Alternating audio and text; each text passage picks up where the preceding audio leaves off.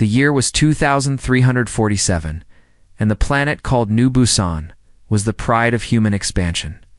It sat at the edge of known space, far from Earth, but full of life and hope. Green fields stretched across its surface. Rivers flowed clean and clear, and in every city and every town, the sound of children laughing filled the air.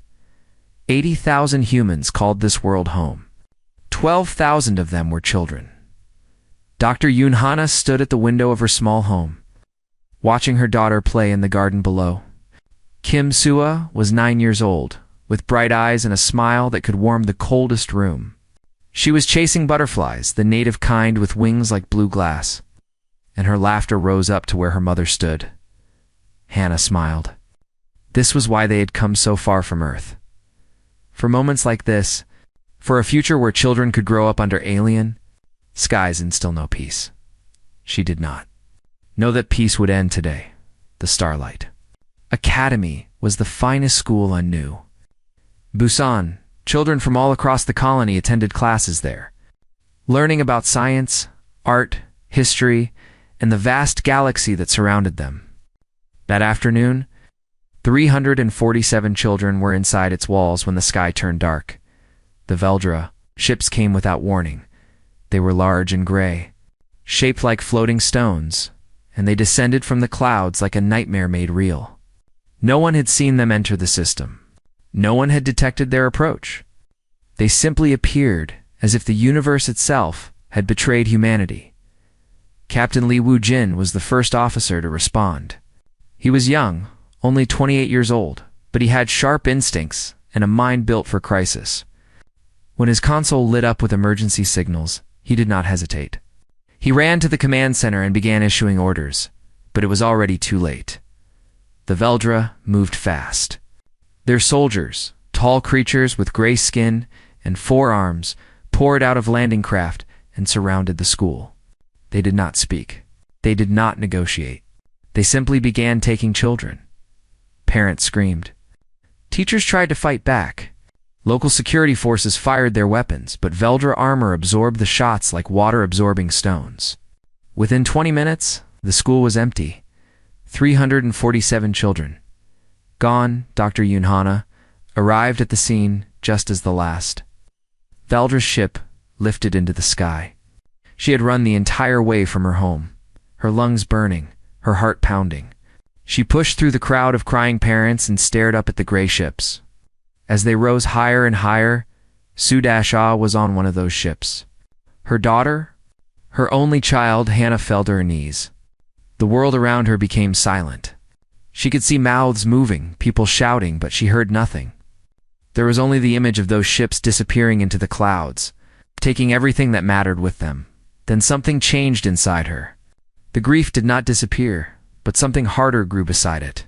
Something cold. She stood up. She walked to the nearest communication terminal, and she sent a message to Earth Command. Admiral Kang. Taeho received the transmission 6 hours later aboard the battleship Iron Will. He was 54 years old, a veteran of 3 conflicts, and known throughout the fleet for his calm nature. In 30 years of service, no one had ever seen him lose his temper. He read the message twice. Then he read it a 3rd time. The bridge crew watched him carefully. They had never seen his face look like this before. His expression had not changed much. His voice remained steady, but something in his eyes had shifted. Something that made even his most senior officers feel a chill run down their spines. Get me a line to Earth Command, he said quietly. Priority 1. Communication officer hesitated. Sir, Priority 1 is reserved for extinctional level threats. Admiral Kong turned to look at him.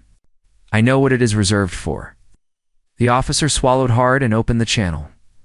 On the Galactic Council station, far across the galaxy, a warning had arrived hours before the attack. The Veldra were known to them. They were called harvesters, a species that took the young of other races for experiments. For organ harvesting, for purposes too dark to speak of openly. The council had sent a message to New Busan, warning them of the danger. The message arrived 3 hours after the children were taken. Elder Malvac, a council representative who had studied humans for decades, read the report of the abduction with growing unease. He had seen many species react to tragedy. Some collapsed into despair. Some sought diplomatic solutions. Some filed complaints with the council and waited for justice that would never come. Humans, he knew, would do none of these things. He requested an emergency meeting with the council leadership. When they gathered, he spoke plainly. "You must understand what we are dealing with," he said. "Humans are not like other species. They form bonds with their young that go beyond logic, beyond reason. When their children are threatened, something changes in them. They become something else entirely." The council leader, a being of pure light named Solvin, flickered with amusement. "They are a young species. Barely 3 centuries in space. What can they possibly do against the Veldra?" Malvac shook his head slowly. "You have read their history files.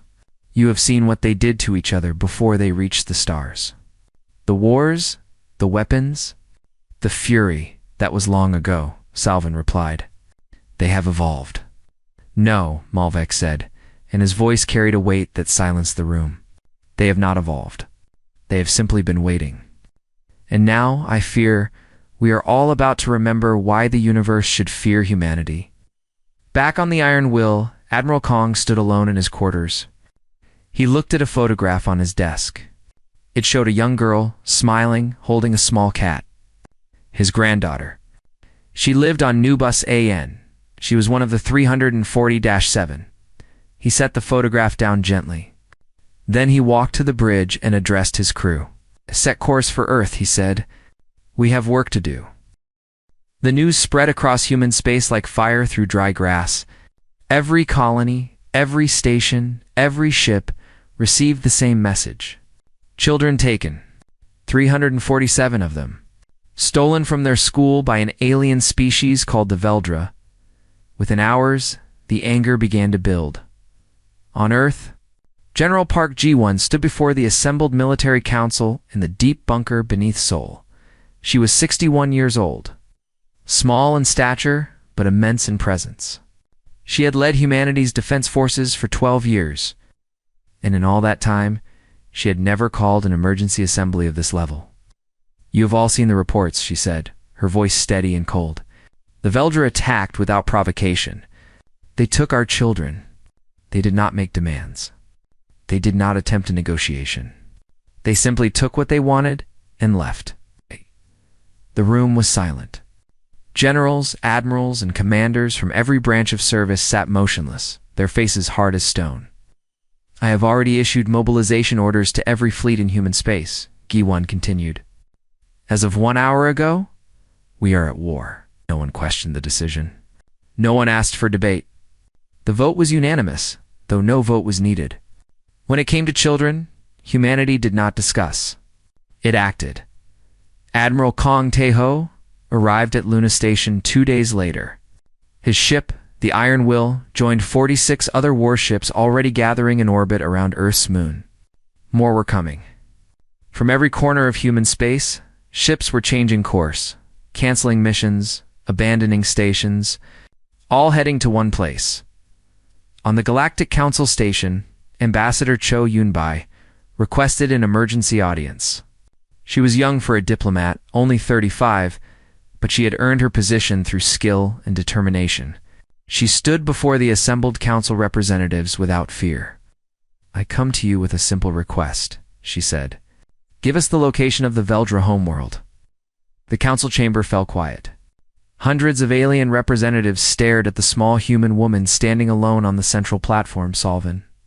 The being of light who led the council spoke first. "Ambassador, we understand your pain, but the council does not interfere in conflicts between species. It is not our place to choose sides." "I am not asking you to choose sides," Yunbai replied. "I am asking for information. Coordinates. Nothing more." "The Veldra are a protected member of this council," another representative said. "We cannot simply hand their location to a hostile force." Yunbai's eyes narrowed. "Protected? They attacked a peaceful colony. They kidnapped children. They are protected?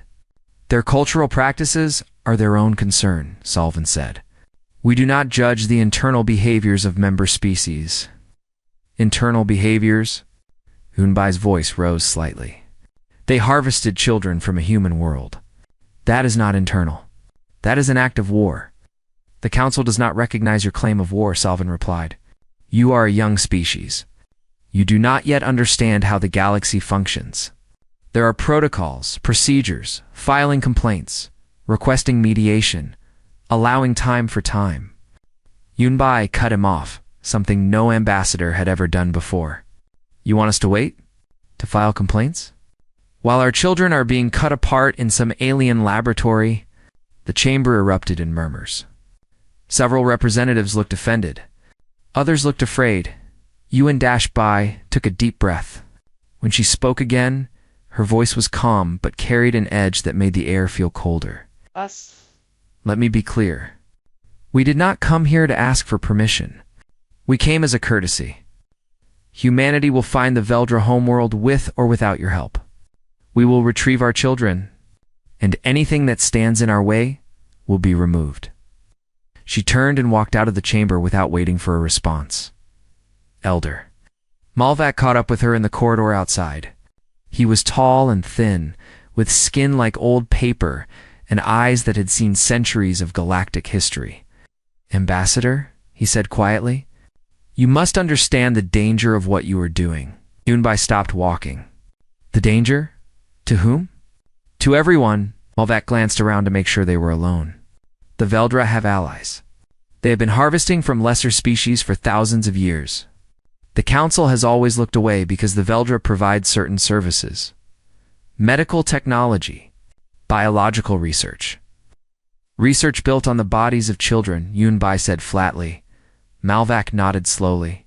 Yes, and no one has ever challenged them because no one has been willing to pay the price. He paused. Until now? What are you telling me, Elder? Malvac reached into his robe and pulled out a small data chip. The Veldra homeworld is called Veldra's Prime. It sits in a system with no other habitable planets. Their fleet numbers approximately 600 warships. He pressed the chip into her hand. I am telling you this because I have studied your species for decades, and I believe you might actually be able to do what you are planning. Yunbai looked at the chip, then at the old alien. Why help us? Malvac smiled sadly. Because I have seen the images from the Veldra facilities. I know what they do to the children they take, and I have waited a very long time for someone to make them stop. Back at Luna Station, Captain Li Wujin was assembling a special team. They would travel ahead of the main fleet, gather intelligence, find exactly where the children were being held. Dr. Yun Hanna had demanded to be part of the mission.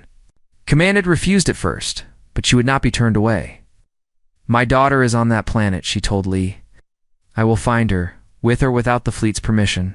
Li looked at her for a long moment. He saw the fire in her eyes, the same fire that burned in every human heart at that moment. He nodded. Welcome to the team, Doctor. 2 days later, the Galactic Council received reports that 47 human warships had departed Earth space without authorization, heading toward Veldra territory by the time they realized what was happening. The number had grown to 112. Salvin called an emergency session. They cannot be serious, he said. The Veldra will destroy them. Elder Malvac sat quietly in his seat. He did not share Salvin's confidence. He had seen the look in Ambassador Cho's eyes.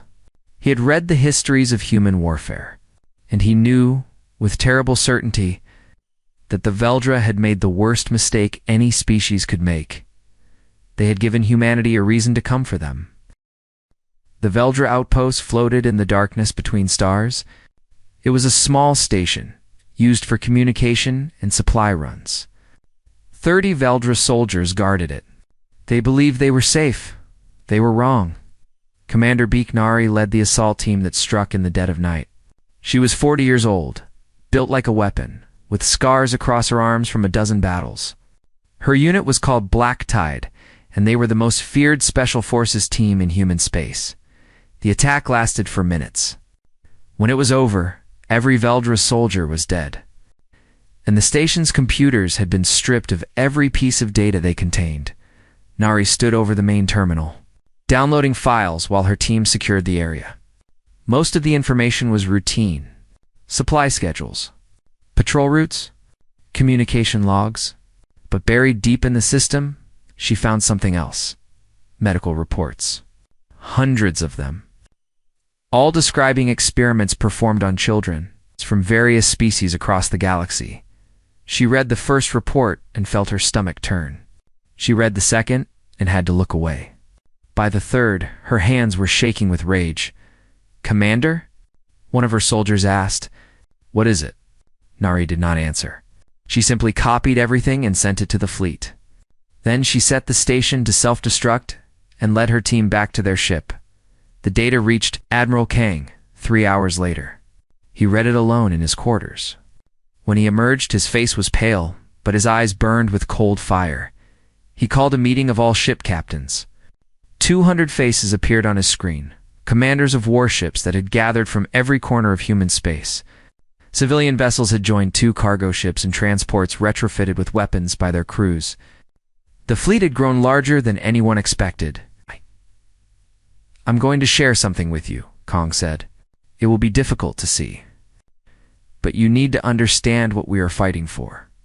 He showed them the medical reports. He showed them images from the Veldra facilities. He showed them what the Veldra did to the children they harvested. No one spoke when he finished. Several captains had tears streaming down their faces. Others had clenched their fists so tightly that their knuckles had turned white. "The children are being held on Veldras Prime," Kang continued, "in underground facilities beneath their capital city. Our mission is simple. We will retrieve every single child, and we will make certain the Veldra never do this again." Far away in a cold, dark cell beneath the surface of Veldras Prime, Kim Sua sat with her back against the wall. 43 other children were crowded into the same room, most of them younger than her. Some were crying quietly. Others had stopped crying days ago. Su-Ah was afraid. She had been afraid since the moment the gray soldiers pulled her away from her school, threw her into a dark ship and brought her to this terrible place. She had seen things here that gave her nightmares. She had heard screams from other rooms that made her want to cover her ears and never listen again. But she could not give in to fear. Not when the younger children needed her. "It is going to be okay," she told a small boy who was sobbing beside her. "Someone will come for us." "I know they will." "How do you know?" The boy asked. Su-Ah thought of her mother. She thought of the stories her mother had told her about Earth, about the long history of humanity, about all the terrible things humans had survived and overcome. "Because that is what humans do," she said. "We never leave our people behind." The Veldra High Council met in their great chamber, a massive room carved from black stone deep beneath their capital. They had received reports of the human fleet approaching their borders. 600 Veldra warships had been mobilized to meet them. "This is nothing to worry about," the High Minister said. He was old, even by Veldra standards, with gray skin that had turned almost white with age. "The humans are primitive. Their ships are slow. Their weapons are weak. We have crushed species far more powerful than them. Reports say they have 400 ships," another council member said. "That is more than we expected." 400 ships of inferior design," the High Minister replied. "Our fleet will destroy them before they reach our world. This will be remembered as the day humanity learned its place in the galaxy." None of them noticed the small human probe drifting through their system, recording everything. Transmitting data back to the approaching fleet, Captain Li Wujin studied the probe's data aboard his ship. He had managed to slip past the Veldra patrols using a captured Veldra transport. Dr. Yoon Hanna sat beside him, analyzing the scans of the underground facility. "There," she said, pointing to a section of the map. "That is where they are keeping the children. Level 7, Sector 4. Heavy security, but accessible through the maintenance tunnels." Lee nodded. "We will need a distraction. Something to pull their forces away from the facility. The fleet can provide that," Hanna said. "Once the battle begins, every Veldra soldier will be focused on the sky." Lee looked at her. "You understand this will be dangerous. We may not survive." Hannah's expression did not change. "My daughter is in that facility, Captain. There is nowhere else I would rather be." The human fleet gathered at the edge of the Veldra system. 400 ships hung in the darkness of space, their weapons powered, their crews ready. More ships were still arriving, civilian vessels that had crossed half the galaxy to join the fight.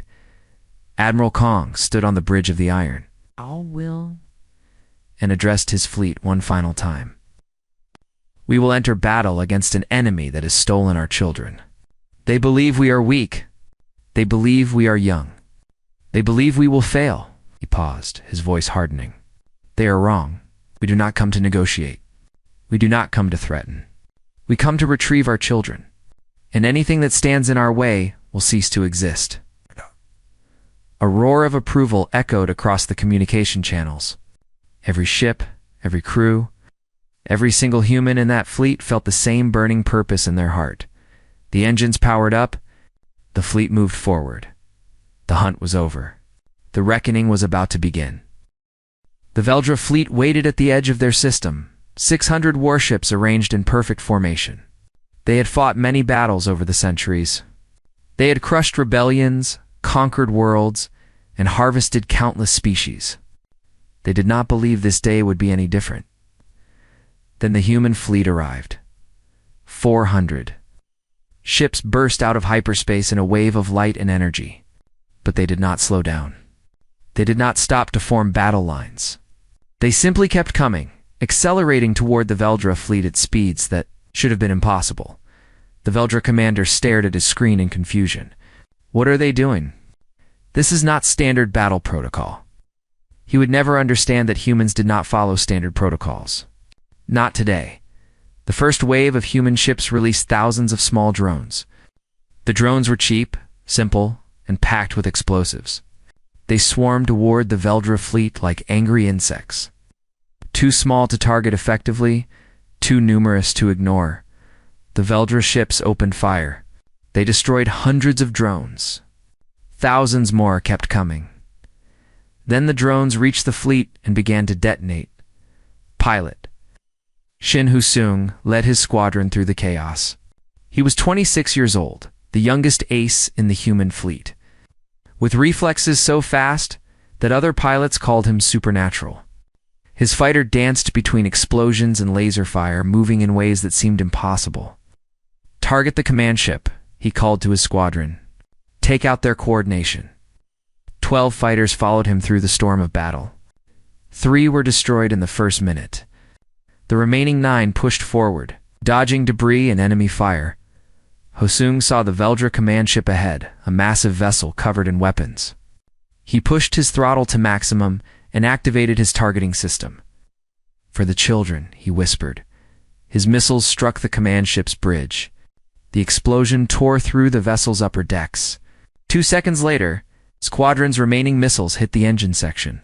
The command ship broke apart in a ball of fire. Without coordination, Veldra fleet fell into chaos. Ships began moving independently, their formations breaking apart. Human vessels pushed through the gaps, their weapons firing continuously. Admiral Kong watched the battle from the Iron Will's bridge. His face showed no satisfaction, no triumph, only cold determination. Order all ships to press the attack, he said. Do not let them regroup. The battle lasted 3 hours. When it was over, 412 Veldra ships had been destroyed. 163 had surrendered. The rest had tried to flee, only to find human ships blocking every escape route. Human losses were heavy too. 87 ships destroyed. Thousands of crew members dead. But the path to Veldra's prime was open.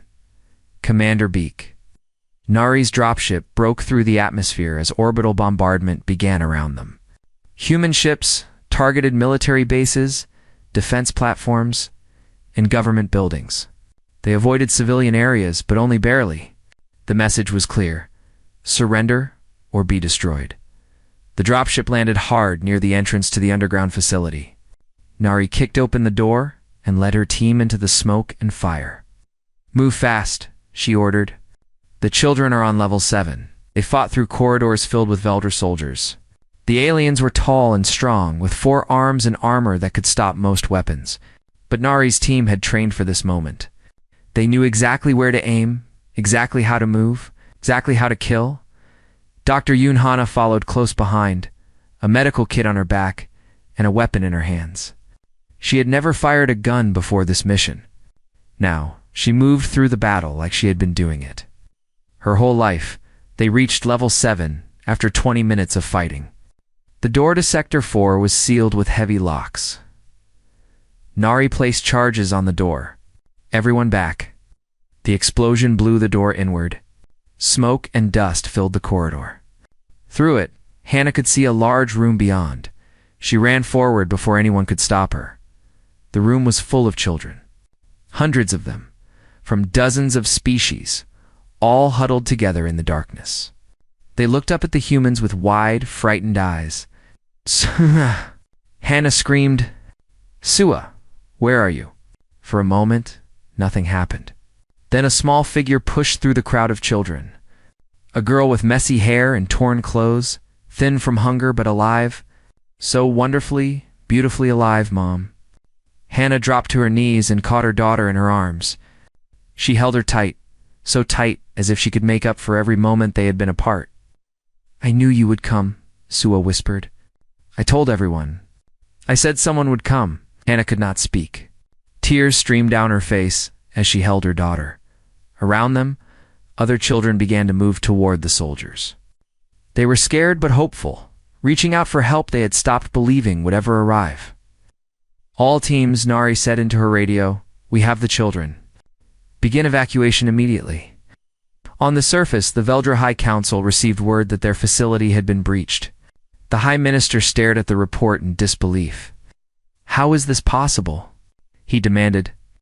"We had 600 ships. The humans destroyed most of them," an aide reported. "Our fleet is gone, and call for reinforcements. Contact our allies. The other species will not allow this aggression to stand." The aide hesitated. "We have received word from the Galactic Council. They have issued a non-interference order. No species will help us." The High Minister felt his world crumbling around him. "That is impossible. We have treaties, agreements, centuries of the humans shared the medical reports," the aide interrupted. "The experiments, the harvesting. Everyone knows what we have been doing. No one will stand with us." Admiral Kong's voice came through on every communication channel on the planet. "Attention, Veldra High Council. I am Admiral Kong Teho of the Human Defense Forces.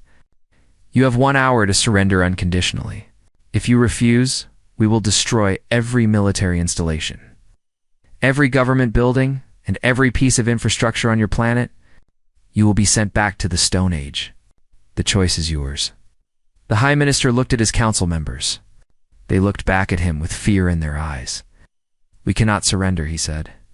"Our people will never accept, then your people will die," the aide said quietly. "All of them." 60 minutes later, the Veldra refused to surrender. Admiral Kong nodded slowly. He had expected this answer. He had hoped for it. "General Park," he said into his communicator. "They have refused." On Luna Station, General Park GI-1 signed the order she had prepared days ago. "Protocol Omega is authorized," she said. "Leave them nothing." The bombardment began. 6 months had passed since the war ended. The planet Veldra's Prime still orbited its sun, but it was no longer the heart of an empire. The great cities that had once risen toward the sky now lay in ruins. The shipyards that had built fleets to conquer the galaxy were melted slag. The laboratories where children had been carved apart were buried under tons of rubble. 2.3 billion Veldra still lived on the planet's surface. They had been stripped of space travel, stripped of advanced weapons, stripped of everything that had made them a threat. Human satellites circled their world day and night, watching, waiting, making sure they would never rise again. It was not extinction. Admiral Kang had made that clear from the beginning. Humanity did not seek to destroy the Veldra as a species. They sought to end them as a power. And they had succeeded beyond anyone's imagination. The children came. Home, 344 of the 347 taken from New Busan were returned to their families. The other 3 had not survived what the Veldra did to them. Memorials were built in their honor. Small gardens of flowers outside the rebuilt Starlight Academy. But the human children were not the only ones rescued. Thousands of other children, from dozens of species across the galaxy, had been found in the Veldra facilities. Humans returned them all. Every single one. The galaxy had never seen anything like it. Kim Sua sat in a garden on New Busan, drawing pictures in a small notebook. She did this every day now. Her therapist said it helped her process what she had experienced. She drew flowers sometimes, or butterflies, or her mother's face. But mostly, she drew soldiers. Human soldiers in black armor, carrying big guns, breaking down doors to save children. Dr. Yoon Hannah watched her daughter from the kitchen window. The nightmares still came, 2 or 3 times a week. Some nights Sua woke up screaming, crying for help that had already arrived months ago. The healing would take time, maybe a lifetime. But she was alive. She was home, and that was more than Hannah had dared to hope for during those dark days. She had left her research position to become an advocate for colony defense. She traveled between human worlds now, speaking to governments and military leaders, pushing for the creation of a permanent rapid response force. Never again, she told them. Never again would human children wait alone in the dark. On the Galactic Council station, Ambassador Cho Yoon requested one final audience. The chamber was full when she arrived. Every species that had a seat on the council had sent representatives. They stared at the small human woman as she walked to the central platform. She stood there for a long moment, letting the silence stretch. 6 months ago, she began. I came before this council and asked for help. You refused. You called us young. You called us primitive. You told us to wait, to be patient, to trust in your protocols and procedures. She paused. Her eyes moved across the chamber, meeting the gaze of representative after representative. We did not wait. We did not follow your protocols. We went to Veldris Prime. We retrieved our children. And we broke the power of a species that had been harvesting the young of this galaxy for thousands of years. Murmurs rippled through the chamber. Yeonbai raised her hand, and they fell silent. You called us young, and you were right. By your standards, humanity is an infant species, barely taking our first steps among the stars. But let me tell you what we learned in our short time on Earth. We learned that the universe is cold and cruel, and does not care about justice. We learned that evil will grow if no one stops it. And we learned that sometimes being young means being willing to do what older, wiser species have forgotten how to do. She straightened her shoulders. I stand before you today not to apologize, not to explain, not to ask for forgiveness. I stand here to deliver a promise. Her voice hardened. Touch a human child and there will be no trial. There will be no debate. There will be no mercy. Only silence where your civilization once stood. This is not a threat. It is simply the truth. And every species in this galaxy would be wise to remember it.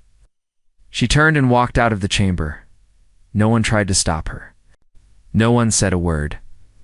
Elder Malvac sat alone in his quarters that night, writing in his personal journal.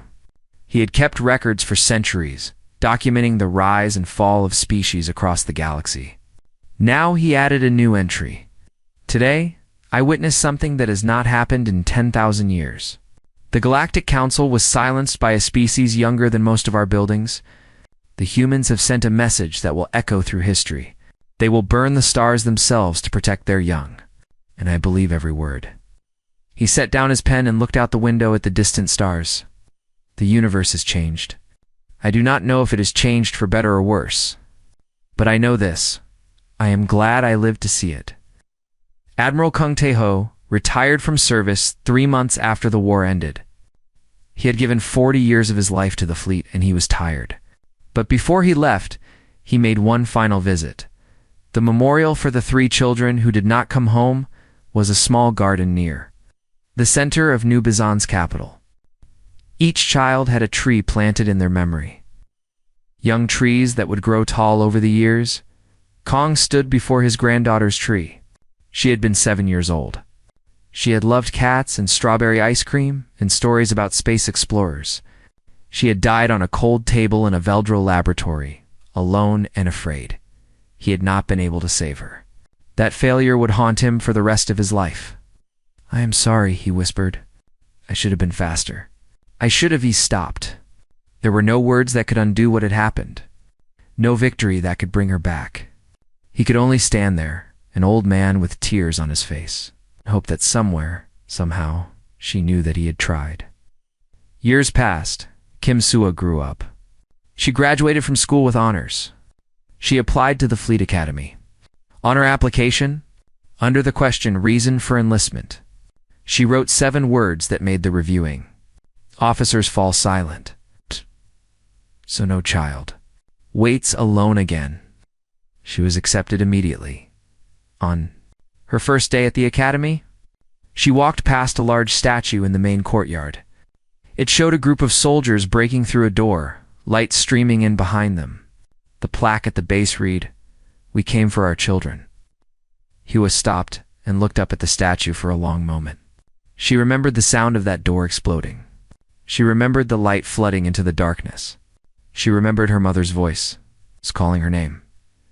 She straightened her uniform and walked toward her future. The galaxy had learned its lesson, but there would always be new threats, new dangers, new species who thought they could prey on the weak without consequence. When they came, humanity would be ready, and so would she.